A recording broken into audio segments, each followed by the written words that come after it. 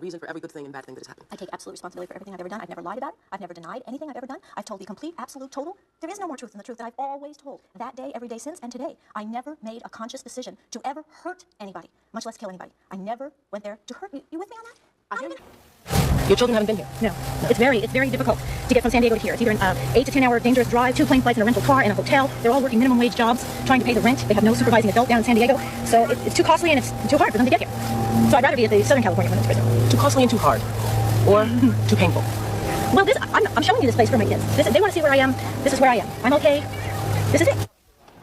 We're talking to Betty and Dan Broderick's children today. You say, Kim, that you remember being dropped off alone on your father's doorstep? Yeah, It was on Easter, and we got in an argument. We went to this ranch that we used to go to, and I'd asked her to drive my friend home, and she said that all I would do was take. So she told me to pack up, and she helped me, and so did the rest of the kids, and then she just took me to Dad's house. And dropped you off? Yeah, he was home. And it was a house that was under construction, so we didn't have any furniture or anything. But I was only there by myself for a little while, and Danny came over. For a couple days, and then she dropped Danny off, too. Because didn't she drop you all off one by one? It was me, and then Danny, and then Lee and Red. Okay, well, this is difficult for us to understand because Betty has told the world, and also told me, that she wanted you all. She wanted you so much, and that your father stole you. No, he didn't steal us at all. He didn't even want us, I don't think. I mean, that didn't even occur to him. And then once he was going to be having custody. Right, and then once he got us, then he arranged his life around it, and it worked out. I think Mom thought that it was going to be a total disaster, and that then we'd all see that we needed her, and that we can't do this without her. And so basically just used us as pawns to us over there. Your mom told me that your dad was able to get sole custody of the children, and I think we'll probably see her say that later on in the show, but she said that he was able to get sole custody of you guys without her having anything to do with it, and that he was able to do that because of his power as an attorney and head of the Bar Association and so forth. Is that true? No. He was able to do that. He did get sole custody, but she did get visitation. But it wasn't because of Dad's powers, because Mom was doing crazy things. It was because of her behavior that he got sole custody, because they thought that she wasn't fit to be around us. So I don't think Dad had any problem with us visiting with Mom in the beginning. It was after she'd come over and spray paint the house and break things and carry on, but then he changed his mind about that. This was going on for quite a while, because I know I would like to hear that full tape of your mom's conversation, because many times I've said on the show, and we've done shows about this, children of divorce, children who were caught in the middle. Did you feel, Dan, that you were, at the time that with this tape that we're going to air for you all right now, did you feel that you were caught in the middle? Then I didn't, but now I sort of look back and think I was. But it didn't bother me. I kind of liked knowing what was going on with my mom and my dad, knowing both sides of the story. Even though they a lot of times used me to get back at the other one or to tell the other one something, you know. Do you feel that your dad was using you too? No, not really. My mom sort of used the kids. I don't think she did it intentionally to hurt us. I mean, but I think she unintentionally did it. I think it was intentional for Dad, and it just happened that we were in the middle. Right. Let's hear the tape. Scum, Danny. He's absolute scum. He has cheated and lied and around. There's nothing. Don't you think being mad for 2 years is enough, no, Mom? We're the best family in the whole world. We're all so happy. All the kids and me were so happy. I know we would be a lot happier if you just stop saying bad words. Well, you tell that swine dog. See what I mean, Mom? You're saying it right now. You better stop. And so that sounds like you felt like you were caught in the middle, because you still had great, you loved your mom still. I wanted to stay with her. I wanted to move in with her, and she made me and my brother think that we couldn't do that because my dad wouldn't let us, and now I know that it was because the courts wouldn't let us. And I don't know what went on in the courtrooms that made him decide that, but my dad said it was because she used bad words. Do you think that your mom was unstable? No, not at times. She sort of acted out of control, but I thought that if we moved in with her, that everything would be better, and she'd be happier, and my brother and I would be happier. But we never got the chance to figure that out. And how have you handled, Dan? How have you two, Kim, handled the fact that your mother killed your father? Because now you both are left with no parents. I don't know how you handle it. You're just happy that you do it. I don't have a choice. She just seems to think that we're better off. She still thinks we're better off. And that's definitely untrue. Does it bother the two of you? Because I spent a lot of time with your mom, and I talked to her for quite a while, and the thing that really surprised me the most was she doesn't seem to have any remorse about this. Not only doesn't seem, she told us she doesn't have any remorse about this. And that's still surprising to me. And I don't know if is that upsetting to you that she doesn't seem to be remorseful? Very upsetting. I understand that she doesn't feel bad about killing Dad, but she can at least feel remorse about leaving us parentless, or at least feel bad about the situation that we're all in now, but she doesn't. Because what situation are you all? You all are living with different people, right? Right. Well, we just got chipped out of a nice life that we could have had, and she doesn't feel bad for being the cause of that. What do you think, Dan? I think that she sort of does feel bad for it, but she doesn't want to admit it because she knows that we're all going through hard times and everything, and it's hard without her being there and without my dad being there. But if she admits to that, I think she'll feel like my dad won because, won the overall war between them because she feels bad for doing what she did. Had she, Dan? Had you heard her say she was going to kill him? Yeah, many times, but I never believed her. I knew she had a gun, and she said, this is what I'm going to use to kill your father and Linda. And usually she just said Linda, but I never thought that it really happened. She said both, and a few times she actually had the gun when my dad was around, and that made me feel real uncomfortable, as you can imagine. But I don't know. I knew she had the intentions to, but I never thought she had the guts to do it. Never thought she had the guts to do it.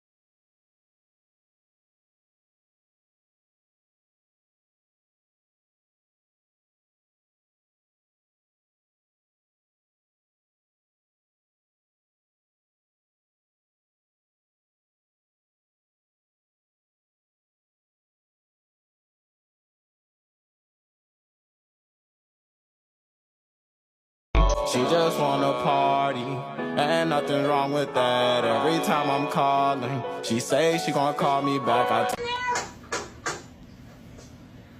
You can't lay this divorce on me and then ignore me. Come on out and face me like a man.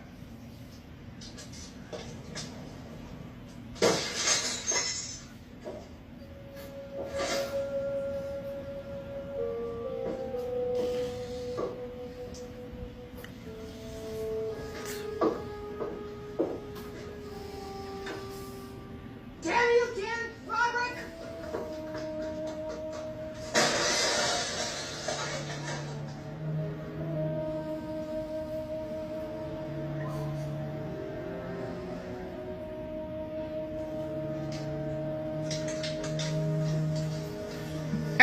Oh Lord, I ain't that crazy. I might try it though. Who knows? My husband might not. He might not try me. I got some people in my family that crazy.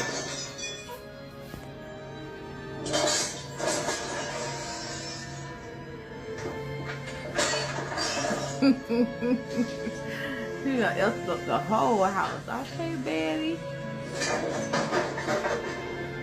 Okay, Betty. Ain't care about the kids, none of that. She done messed up the whole house. Bow.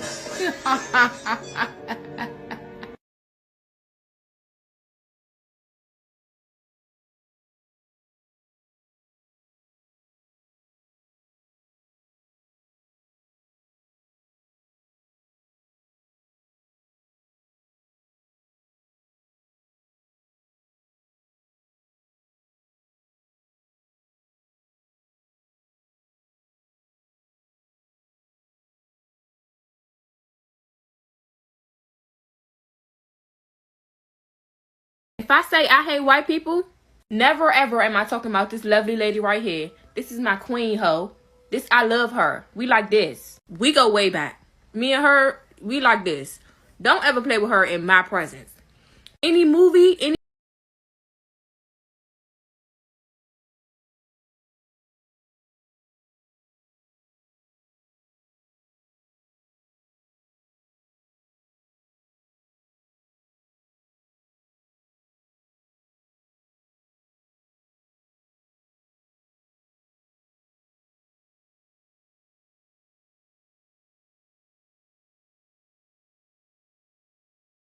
Betty Broderick's kids did testify against her in court, but later on down the line, they came around a little bit, not much. One of her kids did say, like, okay, when my mom gets out of prison, she can come live with me. Like, I prepared a room for her or whatever. But it's almost like the kids really took the dad's side, which I knew that would happen because the dad had sole custody. So the only side the kids can really hear is the dad's side because he has sole custody, which I don't think that she should have killed him. Don't get me wrong. But when you play with people's emotions, and some people can't handle it. Betty Broderick is still in prison till this day. Her story aired on Snap.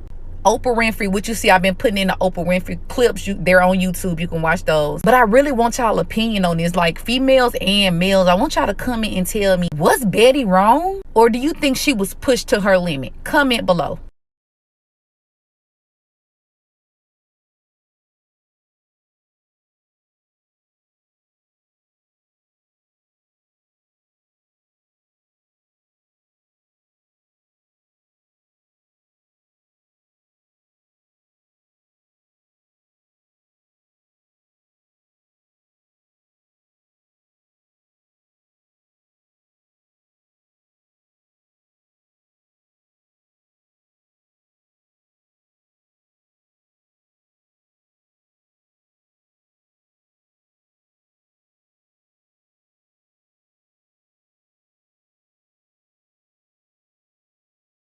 And I will always yell, free Betty Broderick.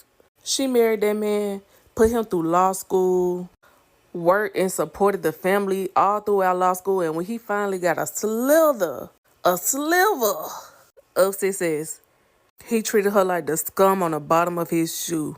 Immediately started having an affair with a 21-year-old. secretary, moved his family to a new house, then a couple weeks later decided he wanted to move out and moved his mistress into the family home that they had just moved out of. This whole time, this girl know he married. She planning Betty face. They taking secret trips. After she constantly, over and over and over and over, asked him, was he having an affair with this girl? He kept lying, kept gaslighting this woman, trying to make her seem crazy as fuck. Kept telling her she was crazy, telling everybody else she was crazy. And the whole time he was having an affair with that woman. Asked her for a divorce and married the mistress. Who wouldn't be a woman scorned after that? Like, he played in her face to the highest degree. He walked her like a dog. I ain't saying she shouldn't have went to jail. A little 10 years would have did her just fine. Free Betty.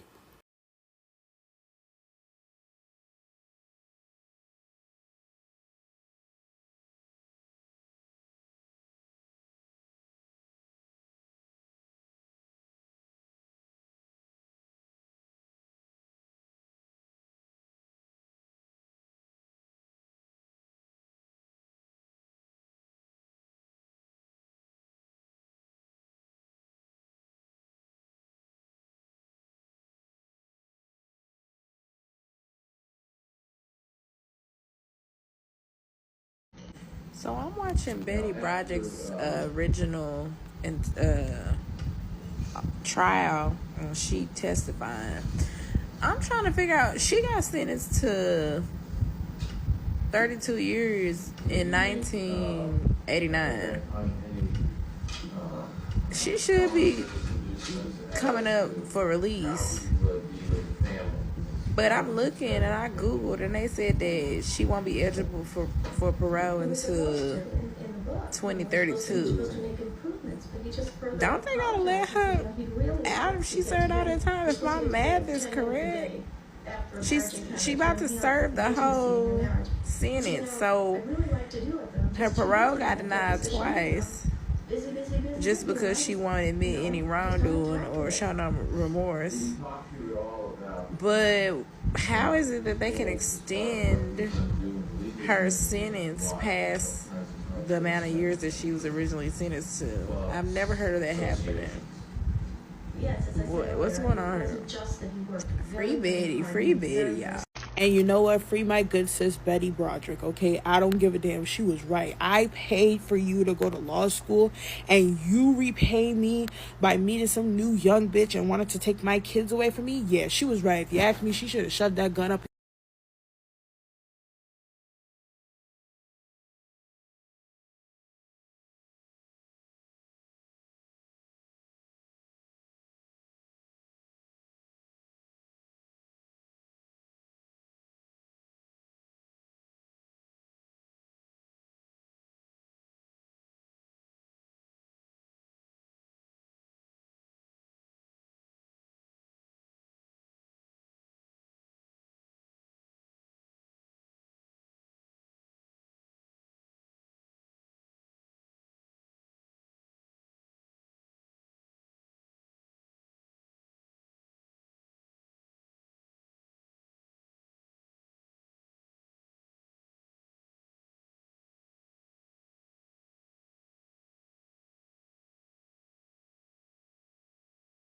I woke up this morning thinking about my girl Betty Broderick.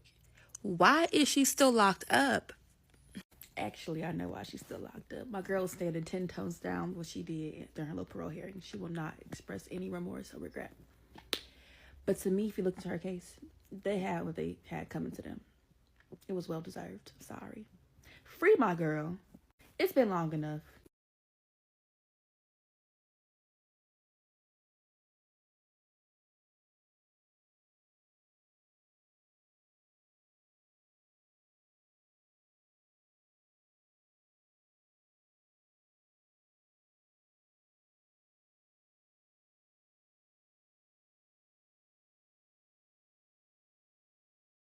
As a woman who's really into personal finance, one of the scariest professions a husband could be to me is a lawyer. Now, I know you're thinking, what is so shaken and quaking about a lawyer, right? Have you ever seen a woman go through a divorce from a man who is a lawyer? that man will make sure she loses. Will somehow make sure she loses and squeezes her out of her rights. Not every man who's a lawyer, of course. I'm just talking about the threat, even the threat of that. Him knowing the intricacies of the law. And if he doesn't know it himself because he's like a tax lawyer or something, he will have a classmate, a friend in the biz who can explain it to him step by step how to make sure he wins his divorce. That's what's scary to me. As a personal finance girly, that's what keeps me up at night. Just look up the Betty Broderick story, and that's literally my fear personified on a screen right there. It makes complete sense to me why so many lawyers are married to other lawyers. It's leveling the playing field, yeah. And yes, you're not supposed to be going into your relationship, your marriage, thinking like, what's my exit plan, what's my divorce plan or anything. But I'm just saying, be aware. There are things to think of. This is America after all.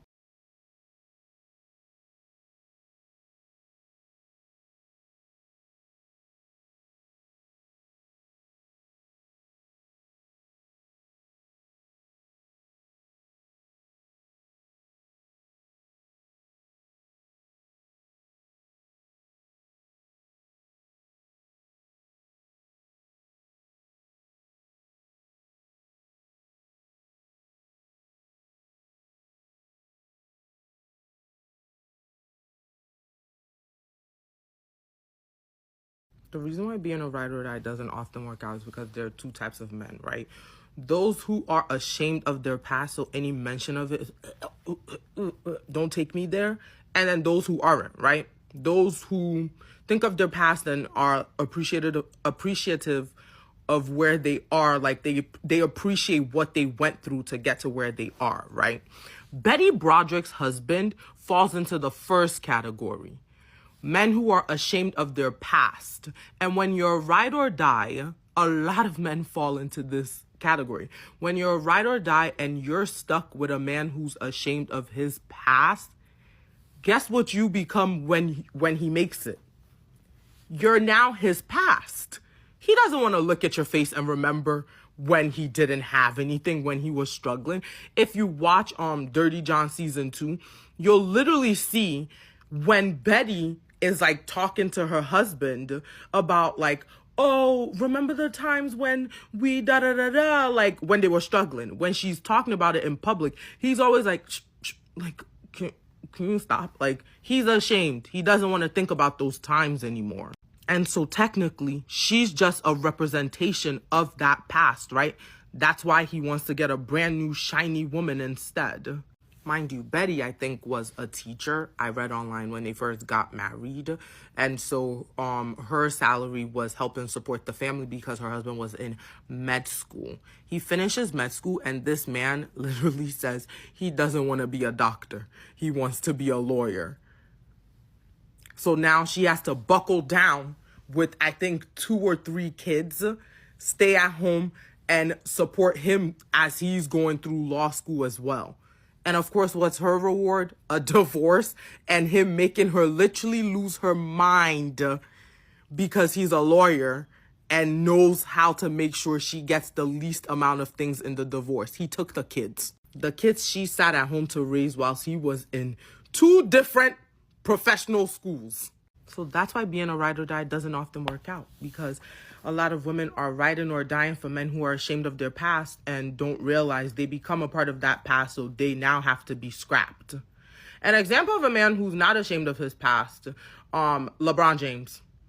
Him and Savannah, for all intents and purposes to the public, are very much so together. I don't know their private business. That's someone who you could tell looks at his past and is like, proud of where I am. Like, shout out to the people who came up with me. That's when a ride or die works out. Otherwise, most men make it and want to forget when they didn't have it.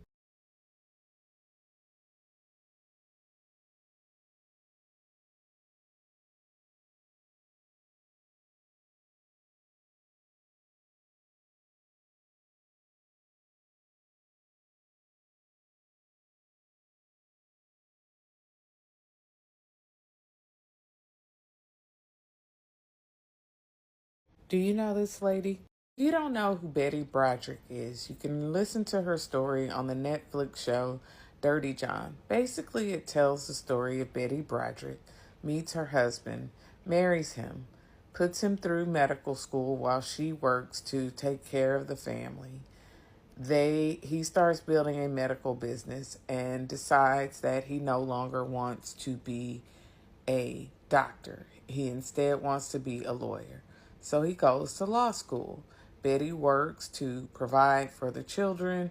She's borrowing money. She's doing all these things to hold the family together. And once her husband becomes an attorney, he has an affair with his secretary and leaves Betty. In addition to leaving Betty, he takes their kids with him, and he and his new wife, former affair partner, build a life together while Betty is left alone, trying to make sense of what happened to her life, and she essentially loses her mind. She eventually unalives both of them, which she is in prison for right now.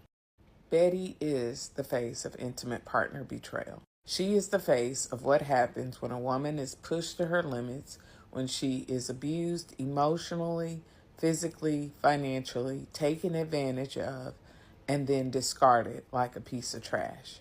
She is the face of a system that does nothing to deal with the abuse that the woman is suffering. You can cheat, you can leave someone, you can manipulate the system. Her husband was an attorney. You can turn your children against them, and there's no crime in that. But when the partner reacts to that abuse, suddenly they end up in jail. I do not condone what Betty did. My question is, where do we draw the line with the violence? What her husband did to her was absolutely violent. He used her, he manipulated her, he controlled her, he abused her, and then discarded her. He turned her family and her community against her. And when she snapped, rather than people understanding the traumatic nature of what he had done to her, she has been serving her sentence in jail.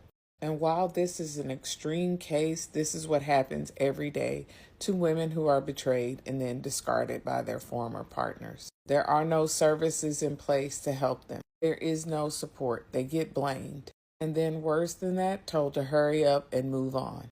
Betrayed women deserve better. That is why I created the Intimate Partner Betrayal Alliance. If you want to be a part of helping women like Betty Broderick, please be sure to donate.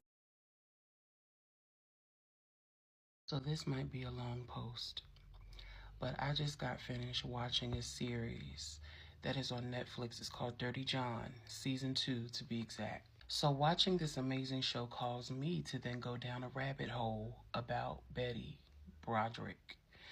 Who is Betty Broderick, you're probably asking? This is a woman who had 4 beautiful children. She was married to a man by the name of Dan Broderick. They were broke. He wanted to go to medical school. He wanted to go to law school. And what did she do as his wife? She held him down. She struggled with him. She paid for everything. She took care of them kids. And she paid to put him through school. After all of this struggling, he passes the bar. He's making $137,000 a month now. He's $1 million a year lawyer now. And what does he do? He hires a 21-year-old little assistant that then becomes his side piece. You mean to tell me this woman just did all of this to support you and love you, and you do that? Yeah. So, with that being said, not only did he break her heart by cheating on her after all she did for him, he left her for the young woman. Fooled her into moving out of their home, telling him the home was being renovated, only to then move Miss little bit skinny bitch to move her up in the house. Stripped her of everything financially, but, he did award her the house and $16,000 a month. So back in the 80s, you probably be like, $16,000 was a lot of money back then. And she got $1 million house? hold up, pump your brakes, because what had happened was he owned the house. The little $16,000 a month, she had to take that to upkeep the house, pay the bills in the house. So being that he was the owner of the house, the money was going right back in his pocket. Tell me he ain't smart. So yeah, it drove her crazy. I don't have nothing now. I put you through school. I held you down. I held our household down, working and struggling here with you. But as soon as you get up, this is what you do? It drove her crazy. And I do you one better. He even took her to court and took her kids from her. Took her kids from her. It drove her to the point where not only did she unalive him, she unalived his wife. She went up in the mansion that night and got him 5 times. Crazy. The only thing I can honestly say, I truly wish that Betty had went to therapy, started praying to whoever it was she believed in, and got herself together, got her strength back. I wish that she would have got her kids back. And if she couldn't afford the house, go ahead, put it on the market, sell it, baby, and get something you can afford. Stack your money up, do better, start looking better, feeling better, and eventually let that motherfucker see that the grass was never green on the other side. You should have let him live to see that 21-year-old bitch wasn't going to do nothing but use him for every dime. I wish he lived to see that. But anyway, free Betty. Free Betty.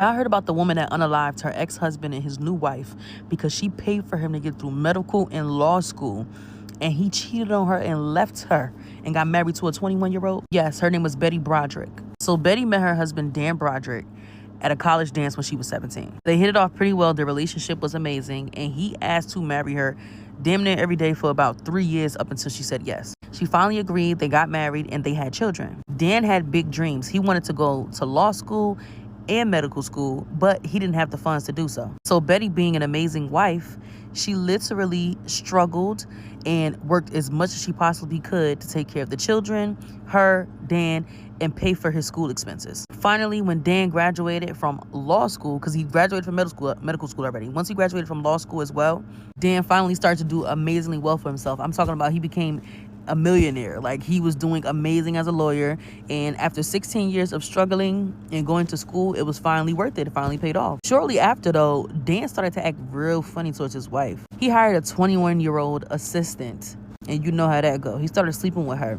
Betty, was suspicious about him having an affair, but he denied it for 2 years. One day, Dan decided to just move out, and he finally admitted to Betty that he had been cheating the entire time. First of all, that's like a slap in the face, because this woman struggled with you for 16 years. You begged this woman for 3 years to marry you. You finally got her to marry you. She struggled with you for 16 years, put you through school, and then as soon as you start making money, you gonna sit up here and leave her for a 21-year-old. So like I say, he moved out the house. He went to court and fought her and got full custody of the kids. And he sold the house that they were living in, even though she didn't want that. He damn near left Betty with nothing and went off and married the 21-year-old. Betty went crazy after that, and who wouldn't? So after that, she started to bother him and his new wife because she was heartbroken and didn't know how to get through that. Who would? She would be coming to the house, writing like graffiti and like different messages on the walls in the house. She drove her car into their house. And then finally, one day when she could not take it anymore, she stole their daughter's key.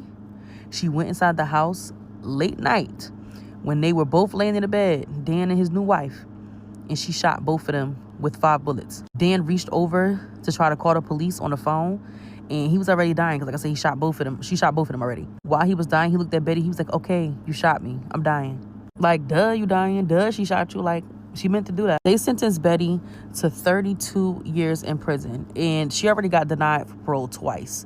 And they said she won't be able to apply for parole again until 2032. And in 2032, mind you, she'll be 84 years old. So this woman didn't struggle just dealing with the wrong motherfucker, like dealing with the wrong person, like whole life gone. You'd have started off with him, had his kids, struggle with him so he can go to school and he done left you with nothing. Then you snapped, unalived him and his wife.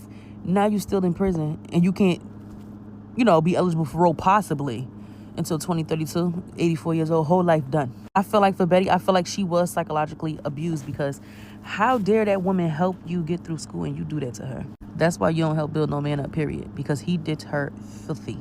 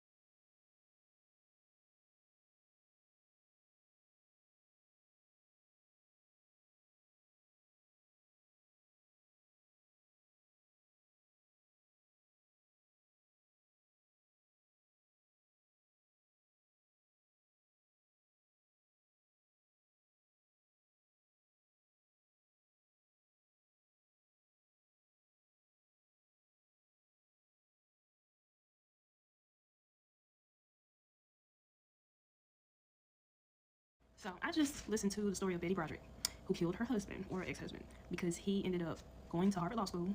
They met, had children. She took care of the home by working odd jobs while he went to school. She helped build him. So when they got up, moved to California, he became a big-time lawyer, started making millions of dollars a year. He started cheating on Betty. And then when Betty discovered he was cheating, she responded by retaliating and burning his things. So he filed for divorce. And yes, he was having an affair. And the affair ended up being with his secretary, who was previously a flight attendant. Now, the secretary did not have any typing experience, but she was promoted anyway. So, needless to say, Betty went a little crazy because on top of that, he got the house, the car, the kids, the country clubs. He got it all. He got it all, and nobody wanted to take their case because he was a big-time lawyer. And he married the secretary. So, needless to say, Betty said, fuck around, find out. She wasn't playing that. Betty said, I'm gonna get you. So, she popped up after the wedding, snuck back into her old house, and shot the secretary and her ex-husband. Now, you can look at this case and say, okay, Betty was crazy. But was she really? The wrong partner will drive you insane with jealousy, envy, especially if they're financially abusive, emotionally abusive. You might be the smartest person in the world, sharp as a thumbtack, right? But when you're in this situation and you're faced with an unfair world and someone stepping on you and taking everything from you, including your children, and your back is against the wall, what do? Do you let go and walk the other direction, turn the other cheek, and say, okay, at least I have my freedom? Or do you watch this person from afar and plan to snuff this person out? Betty said, I'm about their life. See, a lot of y'all be thinking that these women are not about their life when they, in fact, are. There's so many people have been pew-pew by their partners or ex-partners because they end up being played with and dismissed. Now, I'm not saying Betty was right, but I ain't saying she was wrong either. In all fairness, you can say that she was just retaliating and she was in a state of psychosis due to what she had experienced from her ex-husband because pain has that type of effect. And you don't want to wait for them to get their revenge. You want to see their revenge. It takes a big, strong individual to walk away from such a treacherous situation with their head on straight. I feel for Betty. Luckily, I went through a similar situation, but it was on a smaller scale. The benefit of my situation is the Lord had it to where this person was all the way in another state, so there was nothing I could do. And the woman that he cheated with refused to meet with me. Now, I am not a dumb person by any means. I'm not the sharpest crayon in the box either. I might be the most colorful as far as personality, but still. Even I was subject to psychosis after being manipulated, cheated on, left after my partner got a substantial amount of money. So I can relate to Betty in that state of psychosis. And then being cheated on and your children being taken with you, your house being taken. Like, there are so many more layers of this story of disrespect that I almost have to congratulate Betty on even going through with the act. Because it takes a lot of goal to walk up in your old house that you no longer own with your ex-husband and commit an act that would put you away for the rest of your life. So I'm telling you, don't be like Betty, okay? Walk away. Do not sacrifice your entire life for someone who means you no good. It's not worth it. Focus on yourself, dig in, love yourself, trust yourself, and treat yourself well. And don't rely on anybody externally to give you what you've given them. Because everybody is not you, and you can't expect you out of other people. So above all, please yourself, because there is no way on God's green earth that you can please other people. That's my take from the story. Shout out to Betty Broderick. And there's so many other women sitting in jail to this day because of men who thought they could play games with them. But it turns out, they played themselves.